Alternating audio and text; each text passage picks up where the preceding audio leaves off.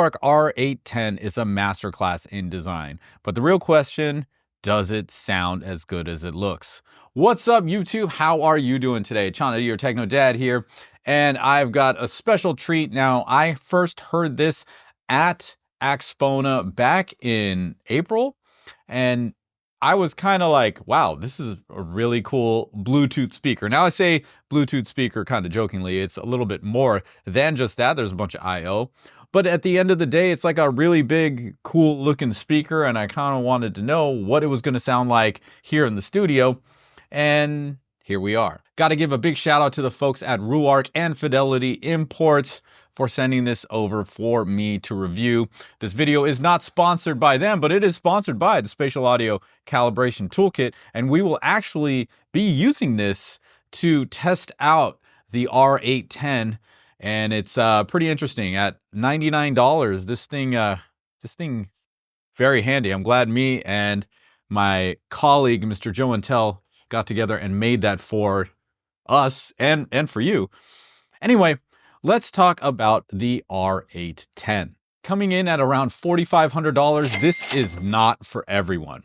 Okay, let's get that out of the way. This thing is expensive and it looks great. If you have like a mid-century modern decor, this will fit in right away. I took some video and footage of the R810 in our office here, and in the common areas, like, this looks like they could actually be in the office without any question. You know, it's definitely got the wow factor. You guys just saw the unboxing. It's pretty straightforward. You get everything that you need to run it. The only cable you get is a power cable. So if you plan on connecting it up with anything else via HDMI, RCA, whatever, you're going to need to supply those cables on your own. Now, if you want the technical jargon for the R810, I'm not going to go, it's a long list of stuff, but I am going to put this screen from their website on here so that you can just pause it and read and see if it has whatever it is that you're looking for. Now, at the heart of the R810, we have 5 drivers. You got 2 tweeters, 2 mid woofers, and the almost 8-inch subwoofer, which is at the bottom with a couple of ports. You can see from this graphic the interior of the R810. It is quite the engineering marvel if you look at it from that standpoint. They were able to cram a lot into this unit and it is noticeable. I mean, this thing is heavy.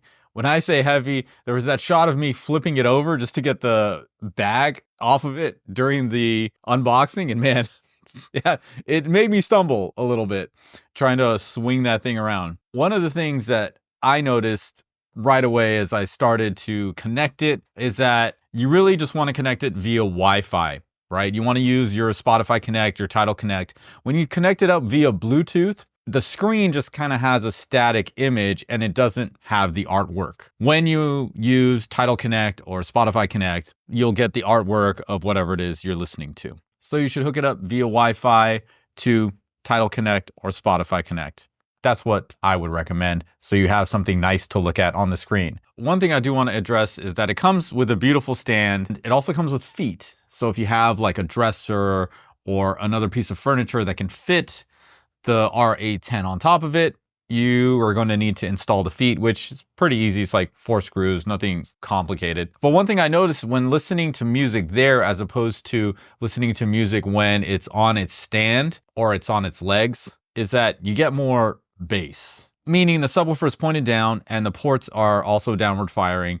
And when you have more space there, then the subwoofer has more room to breathe, so to speak, as opposed to it just being on the shelf there. So yeah, that's the first thing I noticed, that if you want to get the most out of this speaker, you should use its legs that it came with. Now, the second thing I noticed when listening to this is I'm sitting in a chair and my ears are like at 47 inches, right? Maybe 36 inches if I'm sitting on a couch. But this thing isn't that tall when it's on its stand there.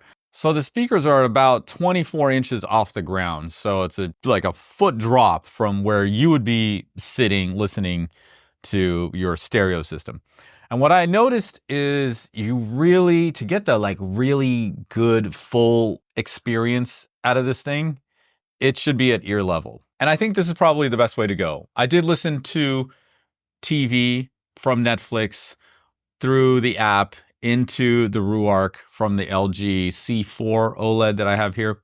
And it worked great. It worked flawlessly. As far as connecting up everything else, it's pretty straightforward, and Ruark has some great tutorial videos just in case you want to pair up by AirPlay or do the setup on your phone as opposed to on the unit itself. Soundstage, soundstage, soundstage. This thing is a beast when it comes to soundstage. Oh my goodness. I was hearing sounds right next to me, right? You know, they always talk about how, well, you know, I get this 3-dimensionality out of these 2 speakers and it's amazing, right? And that's essentially what we're getting out of here. Okay, so we're trying to figure out exactly how we're getting such a wide soundstage out of the R810. And I have a feeling it's doing the trick that a lot of soundbars do, which is if something's coming out of the left, you got signal coming out of the left, they put a little bit of that signal out of phase coming out of the right to give this added level of dimension. So let's check that out. And we're going to check it out using the Spatial Audio Calibration Toolkit. So right now I've got the Xbox Series X playing the Spatial Audio Calibration Toolkit, going HDMI into the TV. The TV is going HDMI into the R810 here. If you do plan on doing this, make sure you set the TV to PCM instead of pass-through, and make sure the Xbox or whatever your source is set to PCM uncompressed, and you're good to go.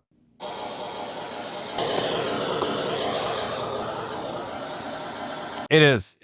Okay, so it is happening. So let me try the right speaker now and make sure, just to verify on this. Yep, there it is.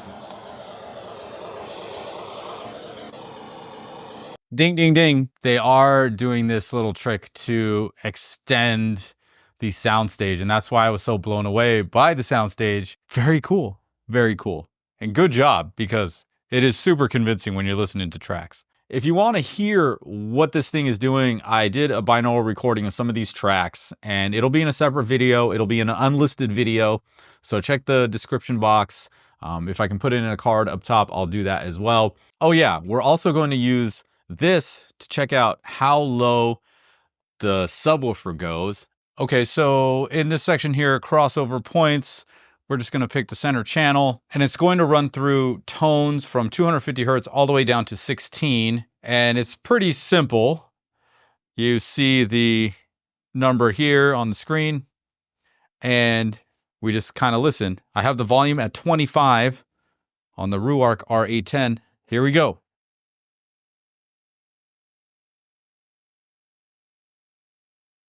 Oh, it's shaking the room. Oh, it's shaking the room even more.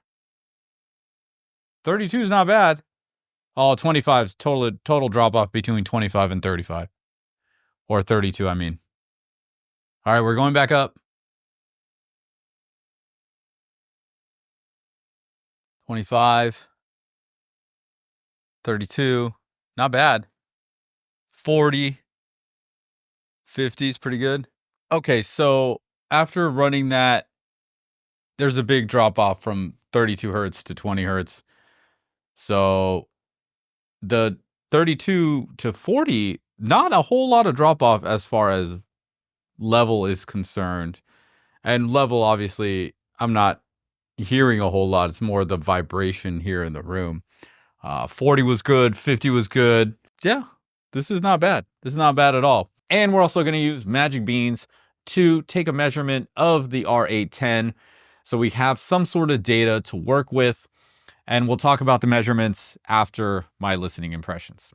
When I went through my demo tracks, if you guys want to check it out, I have it on Spotify and Tidal. I went through a lot of these demo tracks, you know, Hotel California, huge soundstage. Ed Sheeran, Beautiful People, huge soundstage. London Grammar, Hey Now, holy crap. Huge soundstage, the vocals amazing, but when that bass kicks in, oh man. Radiohead, Everything in Its Right Place. Again, soundstage was on point. Like I'm hearing sounds like right next to me, right? Anything panned hard left and right, like If you don't know that song, that's kind of what it does. And then I think the lyrics are something like, I woke up yesterday sucking a lemon. Not sure what that's about, but Somebody Else by the 1975, that also huge soundstage. One of the best ones is Wicked Game by Daisy Gray. It's obviously a cover, but damn. I sat at 6 feet away, 7 feet away, 9 feet away. I sat in a chair, I sat on the ground. Definitely much better when I was sitting on the ground because then I'm at ear level, so I can get all that crazy cool soundstage. And one of the things I did notice when I run tracks like Florence and the Machine, I know that that album Lungs was recorded bright. I did not get any fatigue cranking that speaker for like half the album. Made me wonder if there was like a dip or a scoop out between 2000 and 4000 hertz. Because normally on some speakers, I'm usually reaching for the treble to turn it down after like half an hour listening to that album. So I didn't get the need or didn't feel the need to with the R810. Honestly, it was great. It was a great experience. There's plenty of bass, not too harsh highs, and it looks cool and it was working. Why don't we dive into the measurements right now? So the blue line up here is the on-axis near field measurement. The green line is the main listening position measurement, and the red is the directivity. So as you can see on the blue and green line, there is quite a bit of a scoop out here from 2K to about 6. So right around that area where I know is going to cause a lot of discomfort during long periods of listening to an album like Florence and the Machine. Even when listening to Hotel California, the Hell Freezes Over version, they do this like nice instrumentation in the beginning. And before they get into the actual song, once they play the first riff of the song, the crowd just erupts. That can get kind of harsh on certain speakers. And I didn't hear that as well because that's in that same like 2K to like 4K, maybe even 6K range. And that's just kind of scooped out. So not bad if that's what you're looking for. But at the same time, we would like to see it a little bit, more straight on, a little bit more flat instead of, having this dip down from like, 1.5 down to like 2.5. And then we have another rise up to like 10K. There's a boost there as well. So looking at the measurements, it doesn't measure great, right? We can see that my room added more bass, which is why I was like, hey, there's a lot of bass coming out of the left side here of the green line. So this is kind of where we're at. It doesn't measure well, but it sounds good. Sounds good meaning I wasn't missing anything in particular. I enjoyed the music I was listening to once I was at ear level. Plenty of bass, looks cool, and it's made to play well with your devices, whether that be a iPad, computer, TV, phone. So again, the R810 is not for everybody. However, if you are looking for a cool looking speaker to have in your home that is almost like a piece of furniture that people will definitely ask you questions about, and you play music while you're on the computer, on your phone, or what have you, this is a cool option. Definitely check out their website down in the description. Again, big shout out to the folks at Ruark and Fidelity Imports for sending this in for review. And that's it. We'll see you in the next one. Peace.